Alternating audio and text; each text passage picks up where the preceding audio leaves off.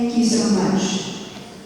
In my talk, I want to illustrate how music provides a window to analyze issues of Romani culture, both on a theoretical and a practical plane. By theoretical, I mean partaking in scholarly debates that explain and analyze Romani identity.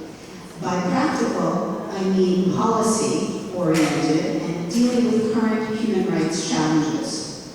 Furthermore, music has been and continues to be the most visible Romani art for communication with non-Roma.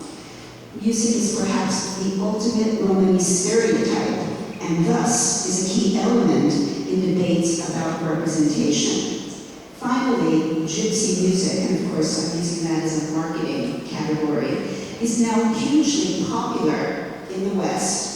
It seems to me that the Council of Europe should harness this interest for serious intercultural work. So the theoretical insights of music can help interrogate many well-known but damaging and even mistaken dichotomies. This refers to many of the points that Elena and Veselin made in their talk. My talk will actually elaborate on some of those theoretical points, such as Roma as a minority, not part of the nation, but of course they are integral to many, many nations. And I will go through many of these. Before I deal with these issues, I want to frame my remarks in a larger theoretical context to discuss what I'm calling the difference conundrum or the essentialism paradox. So this is the paradox. On one hand, we have the danger of reifying and essentializing Romani culture. And on the other, we have the necessity of defining Romani culture for non-Roma at least. So essentializing means assuming homogeneity, that is a bounded, unified group that's somehow different from the majority. And culture is used to justify this difference. In other words, a group of traits are listed to define the term Roma. Sometimes it's language, nomadism, kinship, early marriage, taboos, begging could be in there, and music, of course. But many Roma, as well as astute researchers who are non-Roma and work with Roma, know these traits contradict what may happen in Romani communities. Thus, these defining traits may be partially true, historically true, and only for some subgroups. So my overarching point is that there's a huge variability in Romani groups. None of these cultural traits is an absolute on the ground. Both advocates, researchers, and Roma themselves sometimes fall into the trap of essentialism for various good reasons. Advocates for political emancipation must be strategic. Of course, I'll explain that soon. Ethnographers fall into this trap because their discipline and their methods were developed precisely to emphasize difference. Ethnography, some say, would lose its purpose if we were all similar. Roma themselves may emphasize difference for many reasons, because it's a discourse of pride, of alliance, or because they've internally adopted how outsiders have defined them. But essential trait lists can be very dangerous, because these formulations of Romani culture end up being prescriptive, and people and groups are measured against them. So here we come to the idea of authenticity and legitimacy. Accusations rise such as, you're not really Romani because you don't speak the language, don't follow the taboos, are educated, don't play traditional music. These can be leveled at individuals and whole groups in very damaging ways. But on the other hand, I want to complicate my argument and argue that a certain amount of essentializing is necessary and valuable for pride, politics, advocacy, and policy. In short, for identity politics, for political lobbying, for music marketing, Roma need to be perceived as a bounded, distinct group that's different from the majority. And the post-colonial scholar Gayatri Spivak termed this strategic essentialism. So to redress current and historic abuses of Roma, we need a sense of what is Romani. But I believe that multiple identities, or diversity of identities or a constellation of identities or cultures are a better way of conceiving the Romani case, and this applies to music. Obviously, there is no one unified Romani music style or repertoire, but the idea of gypsy music festivals appeals to audiences, and they're looking for some unified boundedness. So we need strategic essentialism. Michael Herzfeld points out, quote, states and citizens both depend on a semiotic illusion that identity is consistent. They both create or constitute homogeneity and produce identities, end quote. So we can't really understand identity politics without some essentialism. The African-American feminist scholar Bell Hooks welcomes a critique of essentialism, but warns that, quote, this is for African-Americans. This critique should not become a means to dismiss differences or an excuse for the ignoring of experience. It's often evoked in a manner which suggests that all the ways that Black people think of ourselves as different from others are really essentialist, and therefore without concrete grounding. This way of thinking threatens the very foundation that made resistance to domination possible, end quote. So Bell Hooks reminds us that of the irony that intellectuals have the luxury to repudiate essentialized identities, but oppressed people on the ground are relegated to those very essential categories and labels. So I think we should not dismiss cultural claims to collective identities as mere essentialisms, but we need to analyze them as a work in progress in a field of politics that is very hierarchical. For example, the anthem, Jedem Jedem, could be dismissed as an invented tradition, but that would be a mistake. Of course, in 1971, in the First Romani Congress, it was elevated from Balkan oral tradition to anthem status with a composed text by Jacko Jovanovic. Through the years, it has spread out from the Balkans, sometimes in an organic way, sometimes top-down, but it does now serve a very important political purpose. The anthem, like the flag, has become a symbol of Romani rights because it's a historically placed symbol to combating marginality. Okay, so turning to music more centrally. Music is especially prone to these essentializing efforts. But music, I argue, is extremely powerful because it works on multiple levels: symbolic, emotional, social, political, and economic. Of course, this is not unique to Romani music. Music works this way. But it's especially salient for Roma, for whom music has been such an important historical, professional role. So for some Roma, professional music has been an occupation of their families for generations. It's the essential defining feature of their identity.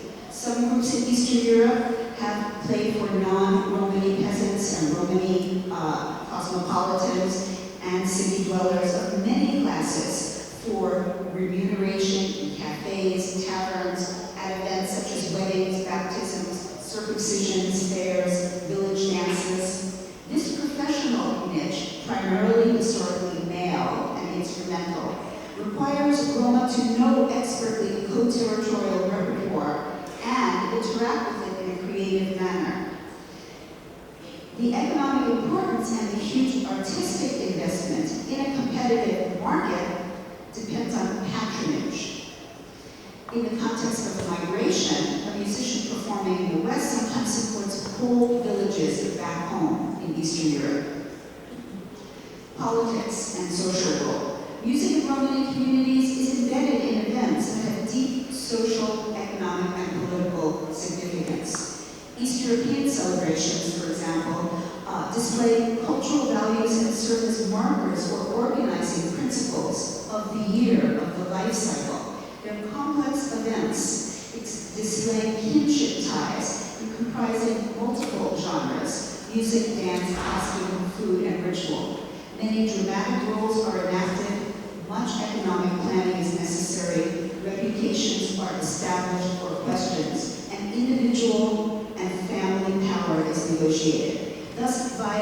celebration, especially music, Romani life shows a conscious performative dimension. People talk about music and dance and evaluate each other via these arts. With recent westward migration from Eastern Europe, all of these dimensions are heightened because social roles are very often fragile in migrant contexts. Obligations need to be cemented because the public performative display of kinship is important. For example, on Macedonian Roma in the West, the order in which families are called up to request music and to lead a dance line is a public display of hierarchy and is often contested. Finally, music is a powerful emotional and symbolic art form in Romani communities. Some Gitanos speak of not being able to live without music. Balkan musicians often define their core identity through it. Music evokes a range of emotions, joy, sorrow, longing, and texts may code historical and contemporary events and challenges. For example, the Albanian and Macedonian Romani genre Talaba features improvisatory singing about the kin networks and the reciprocal gifts of the sponsors of celebration. Now I would like to turn to questions of ownership and authenticity, the role of scholars in these debates, the roles of nation states, and the role of the capitalist market. Historically, scholars have claimed that there is no such thing as Romani music. Roma are depicted in some scholarly works as sponges. They merely borrow and rework, have no music of their own, or alternatively, for example, according to Bartok, they are the staunchest preservers of Hungarian traditional music. But the other view is more prevalent. They have no music of their own. As early as 1910, Serbian scholar Tihomir Đorđević disparaged gypsies because when they adopt Serbian music, quote, they decharacterize it and gypsify it. In 1977, Vojković wrote that gypsies, quote, corrupt not only national music of various countries, but also new music, for instance, jazz, end quote. Similarly, Bulgarian ethnomusicologists in the socialist period demonized Romani wedding music as kitsch and foreign and corrupt. In these accounts, gypsy style threatens the preservation of authentic folk music, whatever that is, by improvisation and innovation. Thus, the typical East European scholarly attitude toward Romani music was one of contempt. In these accounts, gypsy style threatens the preservation of authentic folk music that resides among peasants in rural areas. Of course, all of this has figured in nationalistic myths about the pure nation, and Roma are always outside the national myth.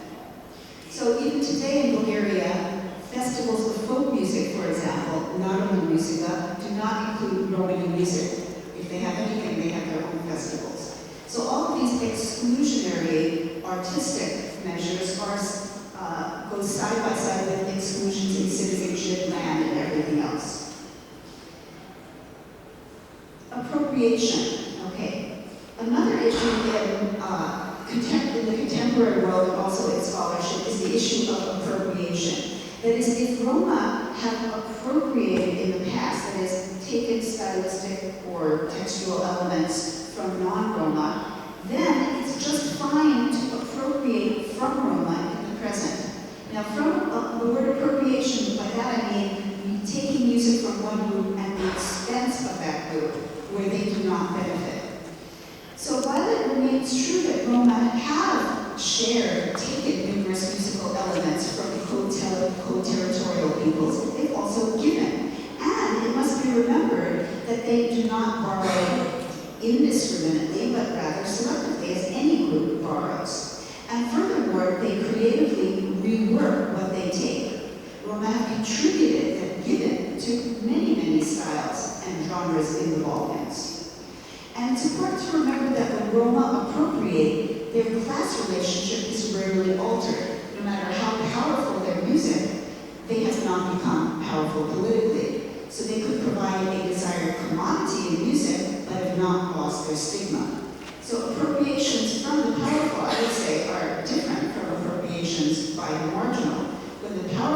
appropriate, the marginal often lose in the process because they can't fight back in terms of ownership, copyright, or clout in the marketplace. So that brings me to the current world music market, which I think is very important to look at because there's been a huge expansion of gypsy music under the label, sometimes Balkan music, sometimes other labels, but right now in world music marketing, Balkan and gypsy are actually used interchangeably, whereas of course we know there are many parts of Romani music that are not Balkan, there are many parts of Balkan music that are not Romani.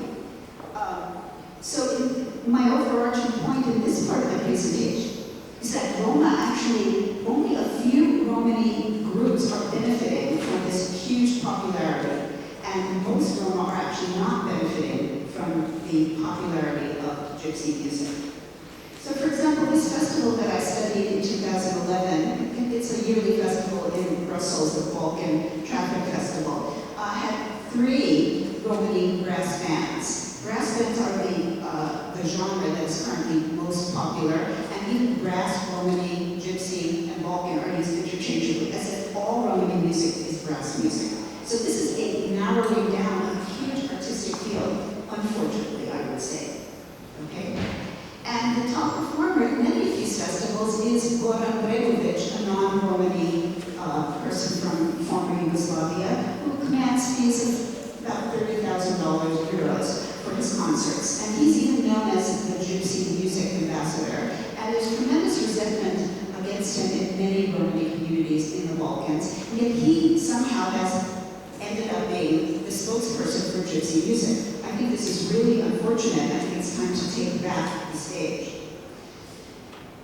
Okay, so brass music gets performed sometimes by Roma in huge shows around Western Europe. This is one of the most recent ones called the Brass Band Battle, which can be deconstructed in representational terms. Very interestingly, why are Roma battling each other? There's a sense of criminality, violence, all of this on stage that you can watch as a spectacle. So some of the bands that are actually touring are supporting their families and sometimes their villages back home. But there's only 3, 4, 5, maybe 6 or 7 of them that regularly tour. So we shouldn't make the mistake of thinking that all Roma in their home communities are benefiting from the popularity of gypsy music. So right here in Marseille, not tomorrow, Saturday night,